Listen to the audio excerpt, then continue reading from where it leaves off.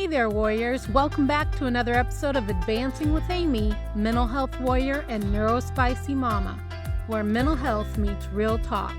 I'm your host, Amy, and today we have a treat for you. Joining me is the incredible Laurie Smith, a licensed master-level social worker, trauma expert, and neurodivergence coach. That's right, we're delving deep into the world of trauma, ADHD, autism, and so much more. Laurie's got that magic touch for turning heavy topics into enlightening conversations, and I can't wait for you to meet her. So grab your favorite drink, get comfy, and let's dive into this journey of understanding and empowerment. All right, everybody, we're here with Laurie Smith today, and she is an LMSW, a social worker, and she is also a coach, and I'll let her explain to you what she coaches on. Laurie, would you go ahead and give us a little information about what you do?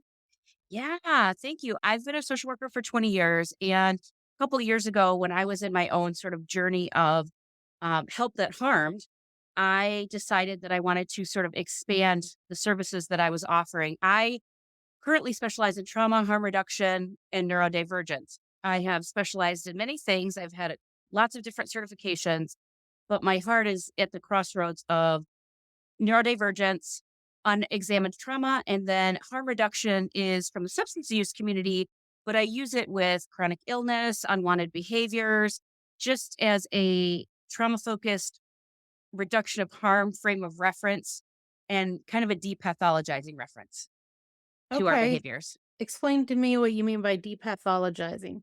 Yeah. So, again, as a social worker of 20 years, I have the privilege, but also the weapon of diagnosing.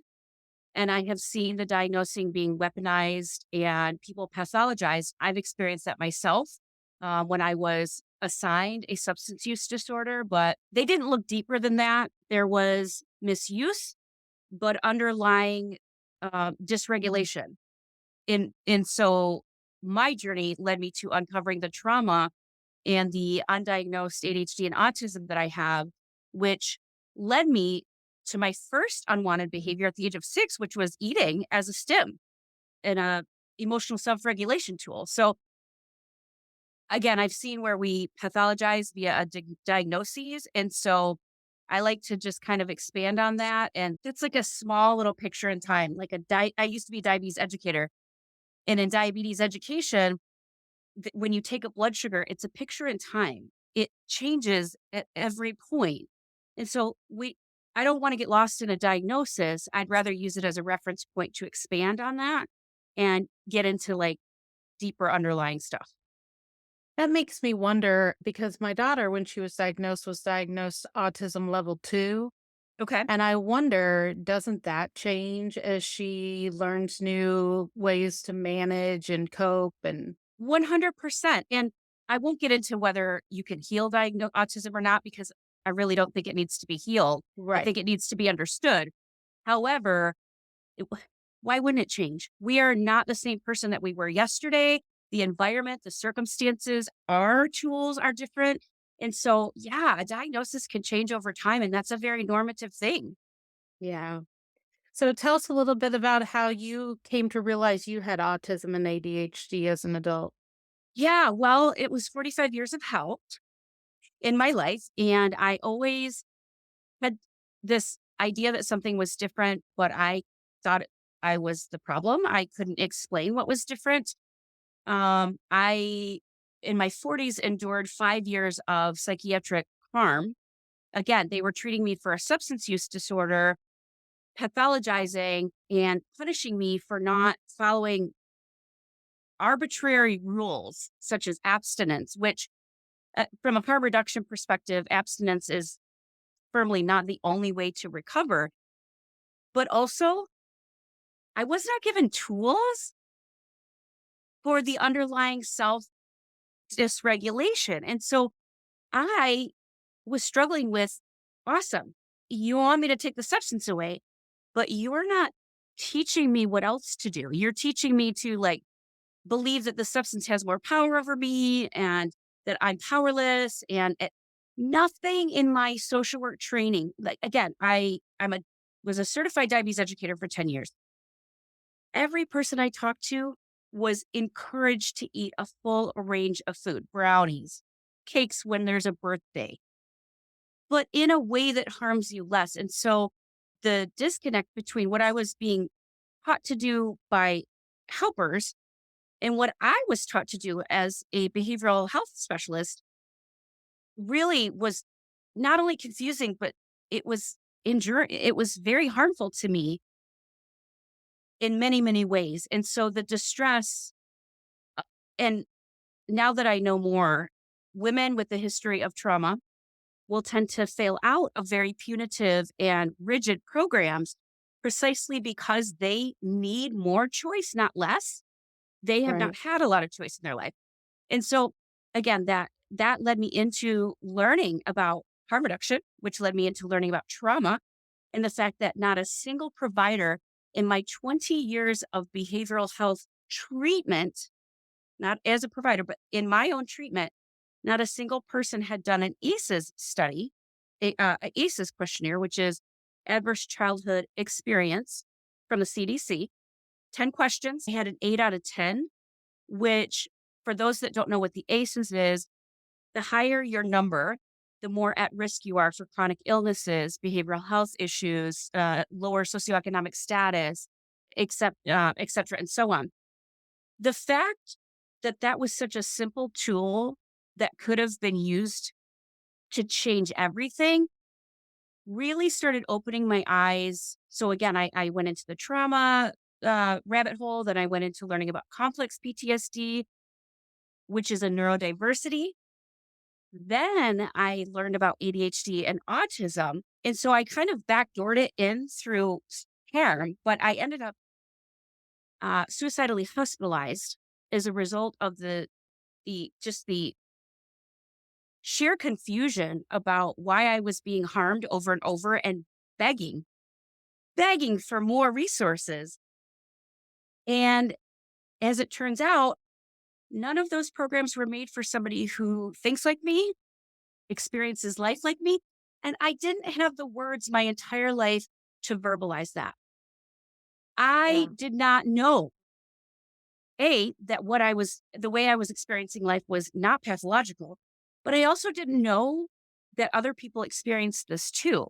The heightened sensation, the overwhelm, the hyper vigilance, hypersensitivity, the perfectionism, the people pleasing, the sensory overload, the overwhelm all comes back together and makes sense now that I have uncovered this autism. And it has allowed me to walk through life in a much broader way and to realize the strengths that come with that. Right. That's interesting because I was talking to you earlier and I told you I thought I might be autistic and that my daughter definitely is. And I had the experience when I started looking into it myself that all those things that you just mentioned about being overwhelmed and that kind of thing, I thought all those things happened to everybody. You know what I mean? You know, I think on some level I knew that it wasn't happening to them, but I was just confused by everybody's behavior, which is why I myself became a social worker because I have spent my entire life studying human behavior. A, Uh-huh. to survive, but B, because I needed to know and understand why people's words and actions didn't always match Right. and why I seemed to always be missing the memo. Well, and you also probably that seems to be your focus. I know Hyper like focus, my daughter gets hyper focused on certain things and that's it for a long time. which really explains why I don't like small talk and nobody really wants to talk to me because my favorite topic is trauma. Yeah, my daughter likes to talk about what she likes to talk about, but when you're ready to talk about your topic, she's ready to go. Yeah. And I do that really well one on one, but in a group, it's too much. I Yeah. can't tend to everybody's nervous system and regulate myself. And so it's been a steep learning curve in the past few years, but it's been exponentially more liberating than my first 45 years of life. Oh, I bet. What have you done or worked on to come to terms with all of that and to incorporate that into your life where you're now proud and living Yeah. a more, you know what I mean, a more fulfilling life. Yeah. So again, because trauma and neurodiversity are in the same sort of lane of the nervous system, the brain wiring, I have done a lot of trauma healing, post traumatic growth, but everything that I thought was wrong with me from the trauma focused lens of working with my clients, I started to do much more strength based. And so in my coaching, I pulled that in as a little bit more of a psychoeducation, but also building skills. I started my coaching business 2 years ago before I knew I was autistic, but all of my webinars, courses, all of those things, as it turns out, what I was really doing is trying to teach people how to self regulate and uncover their own neurodiversity. But I didn't realize until I like look back on all my stuff, like all of these things are teaching people what I didn't have the skills to do. The determining your own autonomy, the permission to take up your own space, the idea that you're not a burden and that you actually the way that your brain works is really brilliant. Like I because my hyper focus is human behavior, I can understand it in a way maybe that the next person doesn't. That doesn't mean I'm smarter than somebody else. But now that I know that I have ADHD, now that I know I have autism, I know that I receive so much more information than the next person and that I don't have the buffer that other people seem to have been born with. That alone changed my life. Yeah. Just to know that no, I'm not too sensitive. I'm not too much. I'm not I'm not too much of anything. I was born we are all born without that our nervous system continues to develop after we're born, but my mom was in a lot of trauma in her pregnancy, particularly the last trimester. And I'm not saying that that is a causal factor of neurodiversity. It's definitely a causal factor of intergenerational trauma. But backtracking my life, looking at her life, looking at my father's struggles, I am fourth generation on both sides of both mental health and substance use issues. So, I was walking through life thinking I needed to do better than from the beginning. Like, oh, well, I didn't even know that we were so deep into it. Like fourth generation, that's kind of a big deal if you Right. think about it. And so I was like, well, I'll just miss that by being smart and going to school and out succeeding the other people, if you will, and you know, raising my socioeconomic status. But to be faced with that, like 4 generations deep of mental health and substance use issues, that is stronger than just somebody's pathology. That is there's some sort of genetic, and now that we know more about intergenerational trauma, that it goes 7 generations deep, this ain't just something I was born with because No. I'm different. This is a neuro difference that my families have had. Yes. Yeah. I have found that fascinating. I would love to research more about the genetic Yeah. traits and that kind of thing. So I want to go to a different subject. I was looking at your website like we talked about, and I saw something very interesting to me. It was talking about the 4 F words that can F you up. The Tell me four about F's that that. are effing up your day. Yes, yes. Yeah. I like to, for 5 years of my career, I worked with Native Alaskans, and from them, I learned the value of oral tradition, the storytelling, what we tend to sort of miss out on in current culture. And so the metaphors, the nature, the pictures, like I like to talk in those languages. And so the 4 F's that are effing up your day is really about our trauma responses. And that's not something they teach in elementary school. And so I really wanted people to have a really strong understanding, not only of what they are, fight, flight, freeze, and fawn, but also that most of the time in current culture, we are operating from a mode of survival, which is in this part of the brain, the lizard brain, I just call it the survival brain. It's in the back. What neurodivergent folks struggle with is transitioning or accessing their executive prefrontal cortex functioning. And that's not a deficit, it's a survival skill. If you don't know that you're acting from a survival state of fight, flight, freeze, and fawn, then you will pathologize your behaviors. Anger, rage, substance use, eating, um, uh, sex, gambling, people pleasing, perfectionism, all of those can be sort of categorized in the fight, flight, freeze, and fawn response. And so that is the first thing I share with any client in my therapy. But in my coaching, I really just wanted to give some more education on the fact that if not only can this help you know yourself, but the people in your life and what sort of mode they're operating from, it can be really helpful in terms of just understanding somebody's behavior. Yeah. Oh, definitely. Would you go into a little more about what each of those flight Yeah, I phobias mean, mean? it's it I don't want to overcomplicate it and it depends on the age, but the first thing that comes to mind, I worked in schools for when I was working in Alaska, and the Native Alaskan children are not wired to sit in a classroom 6 to 8 hours a day. And so the first thing that I would have to do isn't deal with the child who was energetic. It was to educate the teachers that were coming up from Western culture into somebody else's culture and thinking that these 8-year-olds were purposely misbehaving because they couldn't sit still. So that can be an example of fight. When we flight,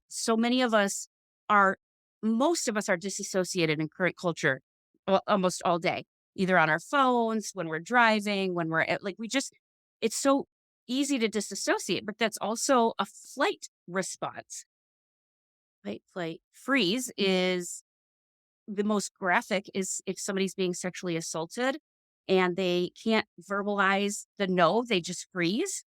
I've myself have been in that situation where you're just so overwhelmed and off your grounding, if you will, that you can't do anything about what's happening. This is also an underlying theme of deep rest.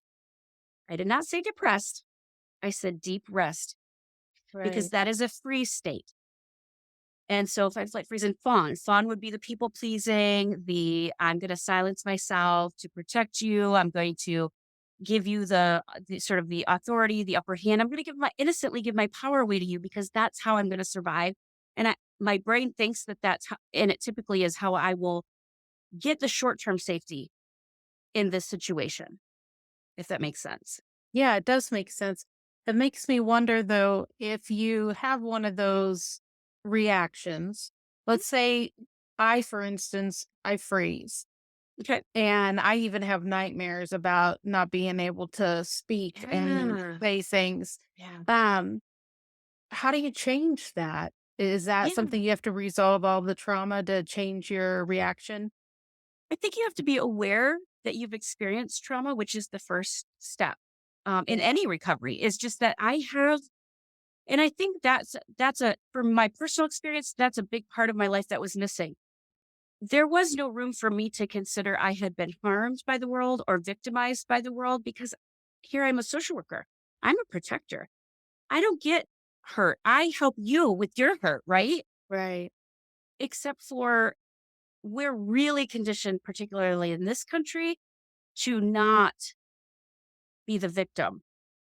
And while I can appreciate we don't want to stay there until we see and feel and experience that we have indeed been victimized in some way by a little t or a big T, we can't, we will continue to deny those parts of us, the parts that act out of the victimization. And so, like, for instance, the toxic masculinity that we see, part of that is an overcorrection and a little bit of a denial that we too have been harmed, like men too have been harmed. Right. And so we're really good at pointing out other perpetrators, but until we look at our own sort of internal victim, internal oppressor, that doesn't require us going through painful memories in the past. It can, but we don't have to do the deep dig. We have to just know the landscape that we're dealing with here. I am Okay. I have I have been victimized and maybe I've victimized others. When I look back at my career, I know innocently that I harmed people in the beginning because I just didn't have enough education and skills and I didn't know about trauma. Right. And I'm also a perpetrator. The substance use, the unwanted behaviors, as I call them, those are a strategy to cope and self-regulate and everything. And so if you don't see the ways that you're so maybe innocently harming yourself and also in the ways that you've been harmed, that's the kind of the ground zero for the healing. Like I have to see all of me, and we're really not conditioned to do that in this country. No, we do not like victims. Well, and we don't like to see the whole person because if we did, we'd have to remember they were human and that we're Right. human and that it's okay to be imperfect because that's what a human is. Right. I mean, And you not, wouldn't be able to just walk away. You'd have to do something. and then we'd have to look at our own stuff because you make me uncomfortable Right. with your behavior. And I'd rather just say that you're the problem, not me. And Exactly. yeah. So I like Yeah. to play with all of those I like to poke holes in all of those rules that were made by somebody else that didn't have our internal wiring. Yeah. Yeah. I want everybody to know you have your own podcast where you do poke holes and things and definitely get some good information out there. Talk to us a little bit about your podcast. Thanks. Yeah, I did that as actually a challenge because I was a fawner. And so I was quiet. I always kept my mouth shut. I followed the rules. I did what you told me until your rules started hurting me. And so now I did it as a challenge to myself, but also I talk about trauma, harm reduction, and neurodivergence, either systemically, individually. I have guests on. I talk about different books that are sort of liberatory.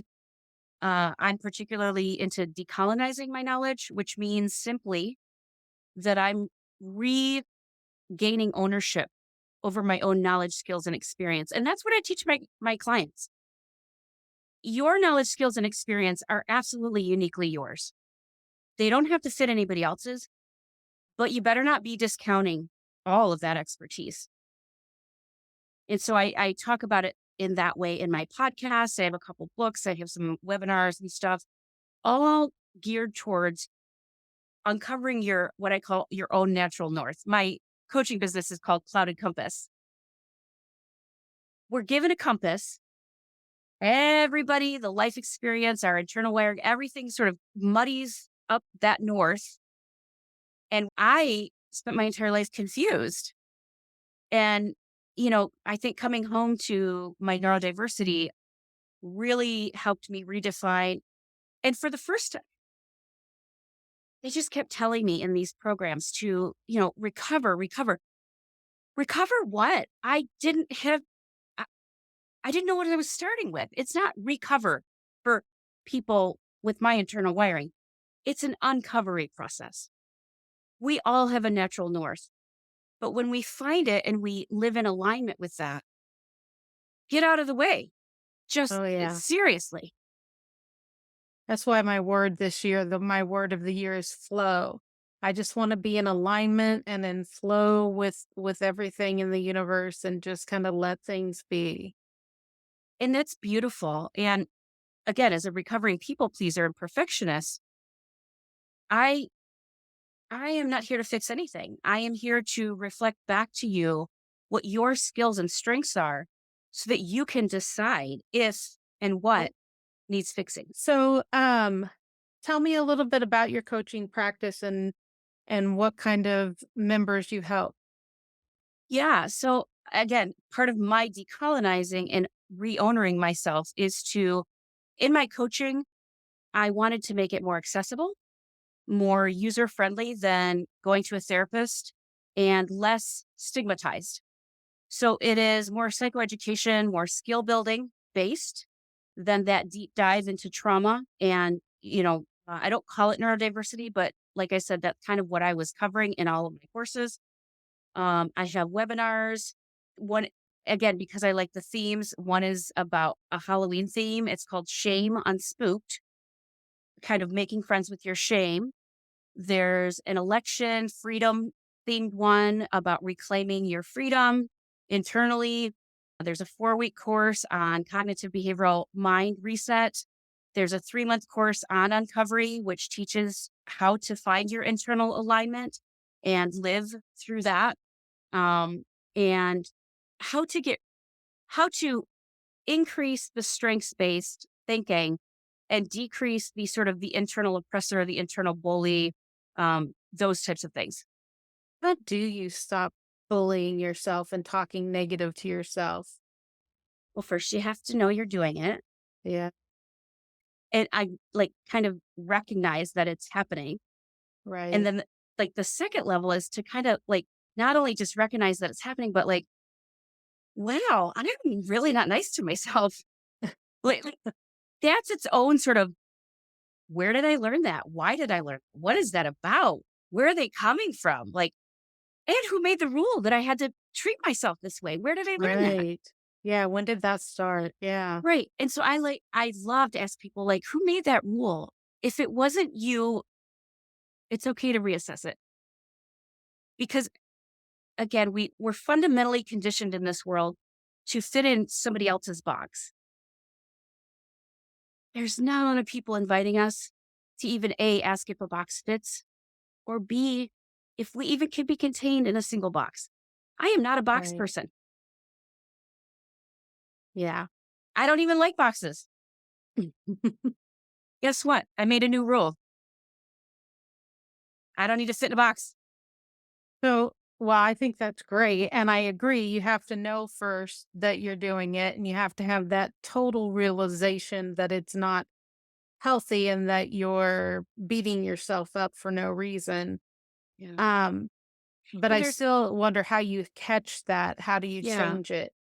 But I think to keep in mind, these are processes. So like there's no quick band-aid that I can offer. However, the first thing I like to invite people to do, one of the first exercises is to ask them who the committee in your head is.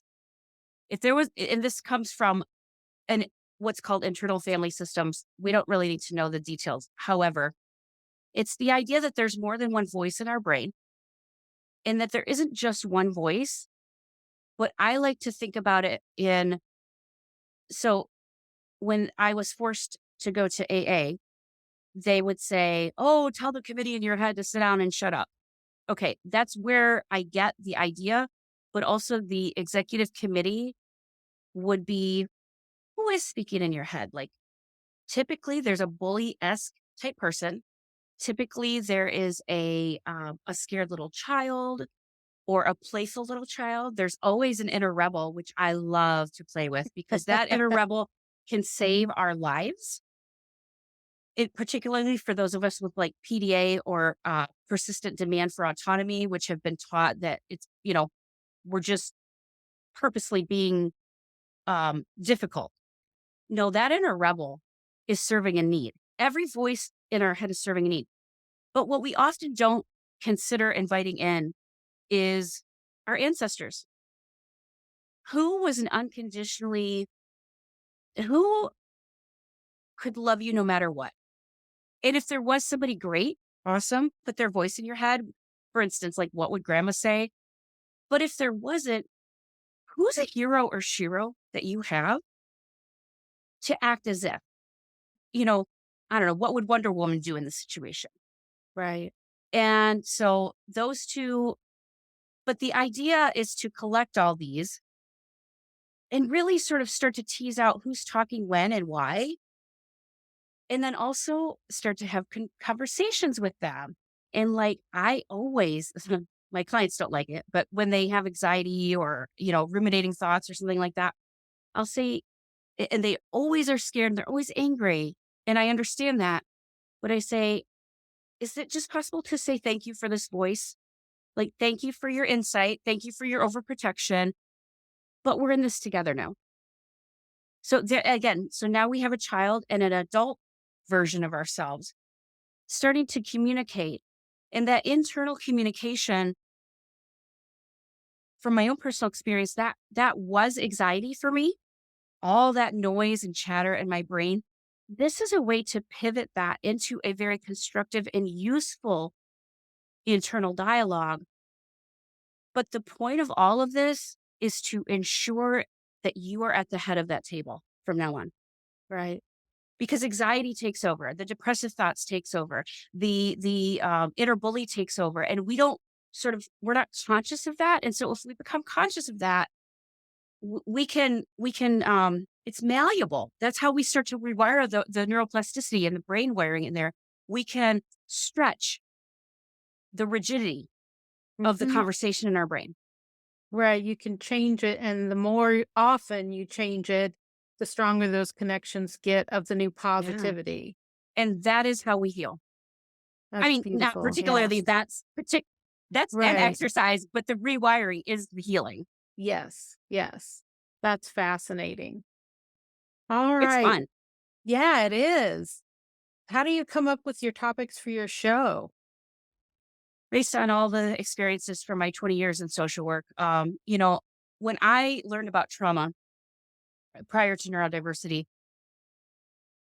I have not experienced one client that has not experienced some type of trauma. In fact, we all do on a different level, whether it's systemic in our families, um, circumstantial, whatever.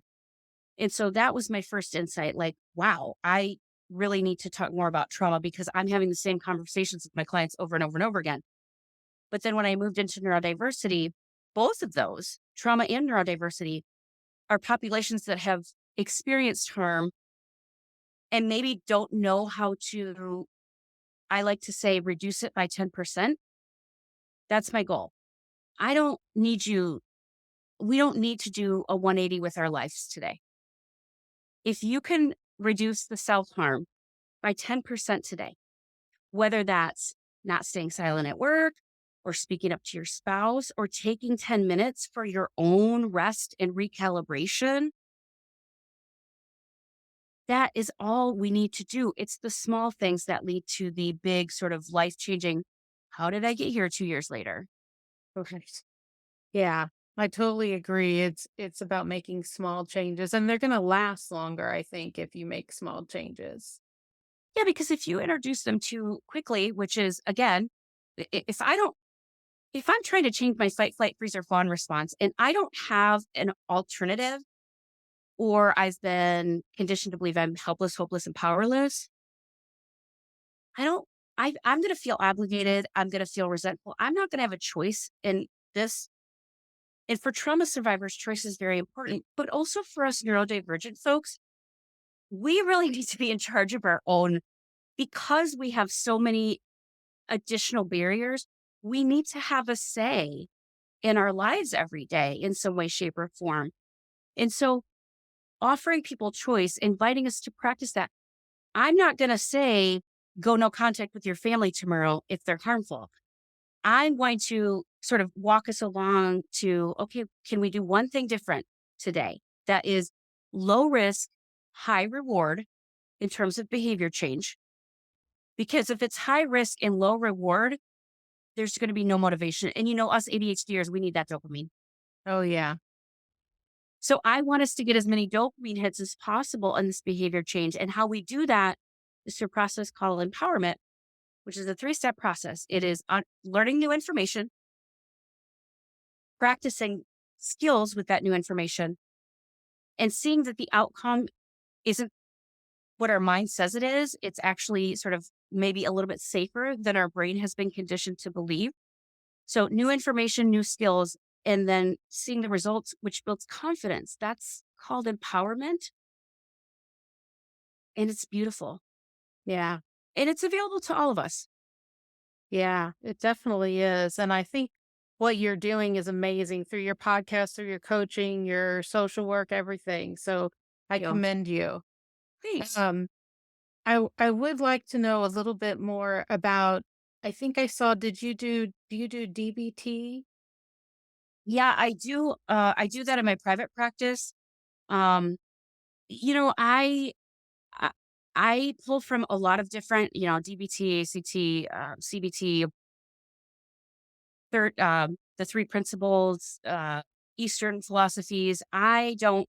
Again, that's why I kind of started my coaching so I could like expand the tools because most of the tools that are really going to help us with behavior change, we may need external information like learning about post traumatic growth or learning about trauma or learning about neurodiversity. But once we understand our own wiring, that's when the fun begins. All I need to know is how I'm built, because I then have choices in determining how that's expressed. Right. It's like if you had a car, but you didn't have the manual. Yeah, that's a really great analogy. Yeah. Yeah. Huh. And to your Interesting. point, so again, all of this committee in your head, another person, another coach that I am colleague with, they describe it as, we have all of these sort of urgent thoughts, and we're driving the car and they're in the back seat and we're at a stoplight and they're screaming that they want some ice cream. Like, just imagine your anxiety, like, go, go, go. We need ice cream now. Like, we're going to die if we don't get it. If we can just remember they're in the back seat like a little 5-year-old child. We're driving. We, on some level, it's different for everybody, but on some level, we can have a conversation with that entity, that 5-year-old, that scariness, that anxiety, but we're driving the car. Right. And we can get it an ice cream if we need to. That's still okay, but we're driving. Yeah. So you'll do it when it's time and when you're ready and And it's this is, safe. and again, the inner rebel can come in and say, sit down, please be quiet. Mhm. I'm doing what I need to do right now. Right. All right. Well, thank you, Lori. I've really enjoyed talking with you today. Is there anything you'd like to leave our listeners with today? Yeah, thank you for having me. First of all, it's really a pleasure, and I Oh, hope this is definitely. helpful. But also, this is the second anniversary of my coaching company. And so I have 20% off all of my products in the month of April. And I can send you the link to that if you'd like. But Yes. my podcast is free. And then the webinars are very sort of cost effective. The courses get a little bit more. I've written a couple books. I have private individual coaching. So again, I wanted to make it more accessible and tiered in its pricing and depth. Yeah, I actually saw you had some courses on there for like $5. Web Yeah. Oh, Yeah. imposter syndrome. Yeah. I forgot. There's some free ones. Yeah. Yeah. So I was like, this is very reasonable. So, And okay. yeah. Great. Thank you so much. All right. Well, you have a good night tonight. Thanks, you too. Thanks. Bye-bye. Laurie, thank you so much for joining us today and sharing your incredible insights on trauma, neurodiversity, and self-empowerment. It's been an enlightening conversation. Warriors, don't forget to check out Laurie's coaching practice, Clouded Compass, and her books on her website, which I'll link to in the show notes. You can find more resources, including free podcasts, cost-effective webinars, and informative courses there as well. And if you enjoyed today's episode, please subscribe, share, and leave us a review. Your support helps us bring more inspiring conversations like this one. Thanks for tuning in to Advancing with Amy, Mental Health Warrior, and Neurospicy Mama. Keep advancing, warriors.